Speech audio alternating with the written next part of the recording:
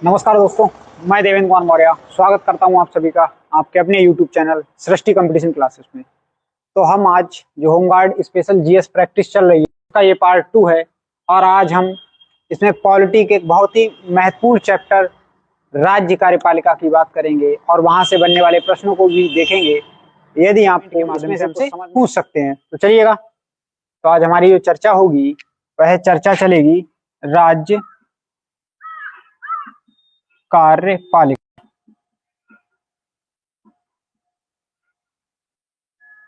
राज्य कार्यपालिका, तो जो राज्य कार्यपालिका है, तो सबसे पहले प्रश्न यही बनता है यहाँ से कि जो राज्य कार्यपालिका है संविधान में इसकी बात कहाँ की गई है, यानी भारतीय संविधान के किस भाग में और भारतीय संविधान के किस अनुच्छेद में राज्य कार्यपालिका की बात की गई है। तो यदि इसकी बात की जाए भाग की, तो भारतीय संविधान के भाग 6, कौन से भाग? भारतीय संविधान के भाग 6 में राज्य कार्यपालिका की बात की गई है। यदि अनुच्छेद की बात की जाए तो मुख्यतः अनुच्छेद 154 भारतीय संविधान का अनुच्छेद 154 राज्य कार्यपालिका से जुड़ा हुआ है। यह राज्य कार्यपालिका की बात भारतीय संविधान के अनुच्छेद 154 में गई है। यहाँ से एक और प्रश्न बनता है कि राज्य कार्यपालिका किन किन सदस्यों या किन किन लोगों को मिलाकर को आगे बढ़ाते हैं।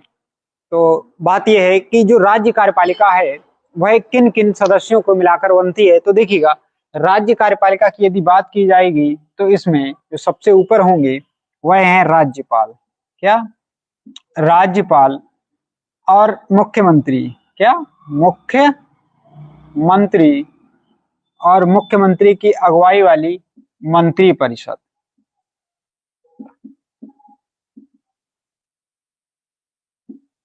एक और व्यक्ति इसमें होते हैं महाअधिवक्ता। महाधिवक्ता।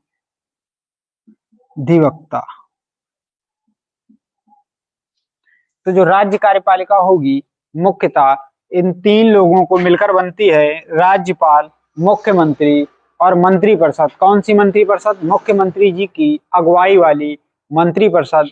और इसमें एक व्यक्ति और शामिल होते हैं जिन्हें हम महाधिवक्ता कहते हैं। यानी कौन? महाधिवक्ता। तो राज्य कार्यपालिका के अंतर्गत ये 3 व्यक्ति हैं। तो आज हम जिस पर चर्चा करेंगे वह है राज्यपाल। यानी हमने अभी समझा कि राज्य कार्यपालिका की बात भारतीय संविधान के किस अनुच्छेद में की गई है, तो 154 में। किस भाग में की गई है? यदि भाग की बात की जाए तो भाग 6 में की गई है। और राज्य कार्यपालिका किन लोगों से मिलकर बनी है, तो उन पर अभी हमने देखा था राज्यपाल, मुख्यमंत्री, मुख्यमंत्री की अगुवाई वाली मंत्रिपरिषद। मंत्रिपरिषद ध्यान से सुनेंगे, मंत्रिपरिषद कौन सी होगी? मुख्यमंत्री जी की अगुवाई वाली मंत्रिपरिषद। और महाअधिवक्ता, तीसरे व्यक्ति कौन होंगे? महाअधिवक्ता। तो आज हमारी जिन पर चर्चा होगी वह व्यक्ति हैं राज्यपाल। तो हमारी जो चर्चा चलेगी आगे राज्यपाल पर चलेगी। तो सबसे पहले बात यही आती है कि जो राज्यपाल हैं, राज्यपाल की बात भारतीय संविधान के किस अनुच्छेद में की गई है। यानी राज्यपाल जी का जो पद है उसकी बात भारतीय संविधान के किस अनुच्छेद में की गई है। तो उनकी बात भारतीय संविधान के अनुच्छेद 152 में की गई है। इनके पद की बात कहाँ की गई है? भारतीय संविधान के अनुच्छेद 152। हाँ, भाग क्या है? भाग 6 में ही है, ठीक है ना, भाग 6 है।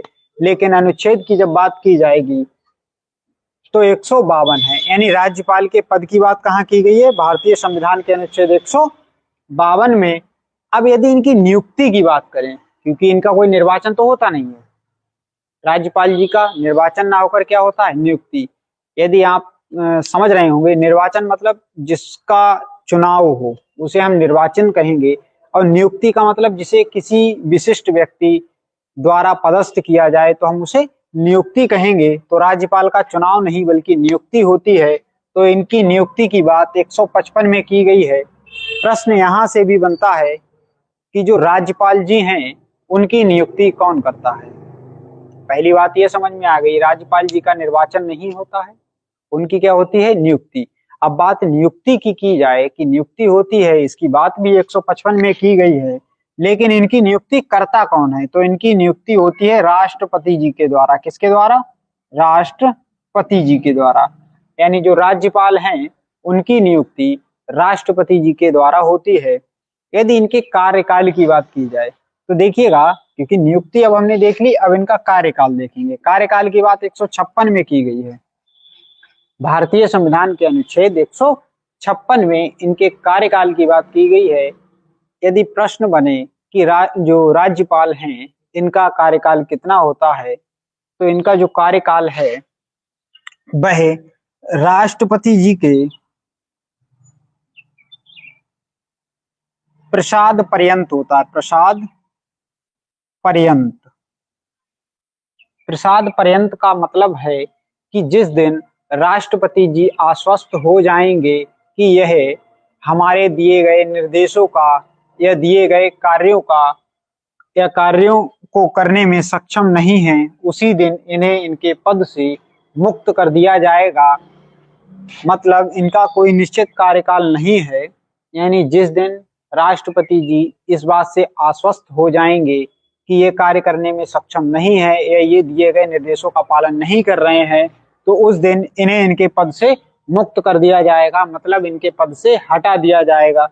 तो दूसरे शब्दों में हम कह सकते हैं इनका जो कार्यकाल है वह राष्ट्रपति जी के प्रसाद पर्यंत है। यानी जब तक राष्ट्रपति जी की इच्छा है तब तक ये अपने पद पर हैं। जिस दिन वह चाहेंगे इन्हें इनके पद से मुक्त कर सकते हैं, यानी इन्हें इनके पद से हटा सकते हैं। अब हम बात करेंगे शपथ की, कि चलिएगा हमने नियुक्ति भी देख ली कि इनकी नियुक्ति राष्ट्रपति जी के द्वारा होती है, इनका निर्वाचन नहीं होता। हमने इनका पद देख लिया कि इनके पद की बात 152 में की गई है। हमने इनका कार्यकाल देख लिया कि इनके कार्यकाल की बात 156 में की गई है। और अब हम देखेंगे इनकी बात करेंगे शपथ की। तो इनकी शपथ की जो बात है वह भारतीय संविधान के अनुच्छेद 159 में की गई है। कितने में? 159 में। यानी भारतीय संविधान के अनुच्छेद 159 में इनके शपथ की बात की गई है। अब प्रश्न यहाँ पर एक और बनता है कि जो राज्यपाल हैं, कौन? राज्यपाल, उन्हें शपथ कौन दिलवाता है? यानी उन्हें शपथ दिलवाने का कार्य कौन करता है? तो देखिएगा, जिस राज्य के वह राज्यपाल हैं, यानी राज्यपाल जी जिस राज्य के राज्यपाल नियुक्त हुए हैं, उसी राज्य के मुख्य न्यायाधीश, उसी राज्य के उच्च न्यायालय के मुख्य न्यायाधीश, यानी जिस राज्य के वह राज्यपाल हैं उसी राज्य के उच्च न्यायालय के जो मुख्य न्यायाधीश जी होंगे वह इनको शपथ दिलवाएंगे। वह राज्यपाल जी को क्या दिलवाएंगे? शपथ। जैसे मानते हैं राज्यपाल यूपी के हैं, यूपी के कोई राज्यपाल हैं जिन्हें शपथ दिलवानी है राज्यपाल जी को, तो यूपी में उच्च न्यायालय कहाँ है? इलाहाबाद। यानी इलाहाबाद के जो मुख्य न्यायाधीश होंगे, वह राज्यपाल जी को क्या दिलवाएंगे? शपथ। तो राज्यपाल जी को शपथ दिलवाने का कार्य कौन करता है? उसी राज्य के उच्च न्यायालय के मुख्य न्यायाधीश। तो यहाँ पर क्लियर हो गया होगा। अच्छा, राज्यपाल जी के पास, जैसे राष्ट्रपति जी के पास क्षमादान की शक्ति है, वैसे ही राज्यपाल जी के पास भी क्षमादान की शक्ति है। लेकिन चलिएगा इस पर पहले बात करते हैं किस अनुच्छेद में की गई है। तो राज्यपाल की जो क्षमादान शक्ति है इसकी बात भारतीय संविधान के अनुच्छेद 161 में की गई है। राज्यपाल की जो क्षमादान शक्ति है उसकी बात भारतीय संविधान के अनुच्छेद 161 में की गई है। यदि बात की जाए, देखो क्षमादान शक्ति दो लोगों के पास है, एक कौन है? राष्ट्रपति जी, और दूसरे राज्यपाल। यानी दोनों लोगों के पास क्षमादान शक्ति है। फिर राष्ट्रपति और राज्यपाल की क्षमादान शक्ति में क्या कोई अंतर है? तो हाँ, बिल्कुल। राज्यपाल और राष्ट्रपति जी की जो क्षमादान शक्ति है उसमें भी एक अंतर है। अंतर क्या है? चलिएगा देखते हैं। देखिएगा, अनुच्छेद 161 में इनकी क्षमादान शक्ति की बात की गई है कि राष्ट्रपति पर क्षमादान शक्ति है। क्षमादान से मतलब है वह किसी की सजा को माफ कर सकते हैं। लेकिन जो राज्यपाल होंगे, जो राज्यपाल हैं, किसी भी राज्य के राज्यपाल हैं, वह मृत्युदंड मृत्यु दंड यानी कह दें हम फांसी, या दूसरी जो सजा है कोर्ट मार्शल, इसे क्या कह सकते हैं, सेना के कोर्ट द्वारा दी गई सजा।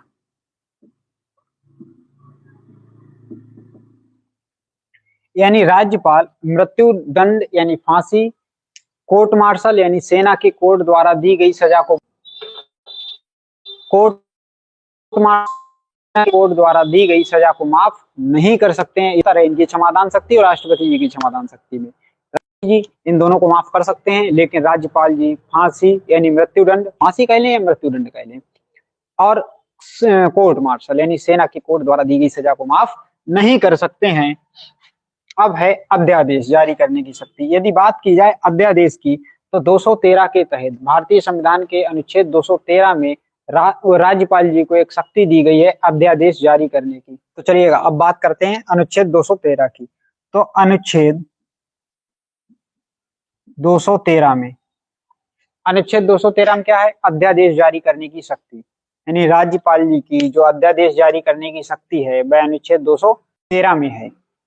राज्यपाल यदि अध्यादेश की बात की जाए तो यह उन्हीं विषयों पर अध्यादेश जारी कर सकते हैं जिन विषयों पर विधानमंडल कानून बना सकती है। जिन विषयों पर विधानमंडल कानून बनाएगी राज्यपाल उन विषयों पर अध्यादेश जारी कर सकते हैं। प्रश्न कभी कभी ये उठ जाता है कि अध्यादेश जारी करने की शक्ति की जरूरत क्यों है। देखिएगा, जब विधानमंडल अपने सत्र में ना हो, यानी जब भी विधानमंडल अपने सत्र में नहीं चल रही है और हमको किसी कानून की आवश्यकता है, यानी विधानमंडल सत्र में नहीं है और हमको ऐसा कोई कानून है जो बनाना है, उस समय उसकी बहुत आवश्यकता है, तो क्या करेंगे, राज्यपाल जी एक अध्यादेश जारी करके कानून बना सकते हैं। यानी राज्यपाल जो होंगे वह एक अध्यादेश जारी करेंगे और कानून बना देंगे। लेकिन इसमें एक दिक्कत ये है कि जब भी विधानमंडल का सत्र चलेगा तब वह अध्यादेश विधानमंडल में की पटल पर रखा जाएगा। यदि वहां से पारित हो जाता है तो कानून बन जाएगा। तब क्या बन जाएगा, कानून जब विधानमंडल चालू होंगे, यानी विधानमंडल के जब सत्र चालू होंगे तब की बात है। तब तक तो उन्होंने बना दिया है, मतलब उस कुछ समय के लिए राज्यपाल जी ने वह अध्यादेश जारी करके कानून बना दिया है। लेकिन जब भी विधानमंडल चालू होंगे, विधानमंडल के जो सत्र होंगे वे चालू होंगे, तब वह जो अध्यादेश है जो उन्होंने जारी किया था वह उसकी पटल पर रखा जाएगा। यदि वहां से पारित हो जाता है तब क्या बन जाएगा, कानून। यदि पारित नहीं होता है तब 6 सप्ताह बाद स्वतः समाप्त मान लिया जाएगा। यानी इनके द्वारा जारी किया गया जो आदेश होगा वह 6 सप्ताह बाद स्वतः समाप्त मान लिया जाएगा। मतलब ये है, जब भी राज्यपाल जी अध्यादेश जारी करेंगे, कब जारी करेंगे, जब विधानमंडल के सत्र नहीं चल रहे हैं, और जब सत्र चालू होंगे, दोबारा से जब सत्र चलेंगे, तब जो अध्यादेश होगा उसे विधानमंडल की हम पटल पर रखेंगे। यदि वह विधानमंडल द्वारा पारित हो गए, यानी विधानमंडल उन्हें पास कर दे, तब तो वह कानून बन जाएंगे। यानी विधानमंडल पास करेगी तब तो कानून बनेंगे, और विधानमंडल ने यदि उन्हें पास नहीं किया तो 6 सप्ताह बाद, कितने समय बाद, 6 सप्ताह बाद उन्हें स्वतः समाप्त मान लिया जाएगा। चलिएगा, मिलते हैं कल किसी और टॉपिक के साथ। तब तक के लिए नमस्कार।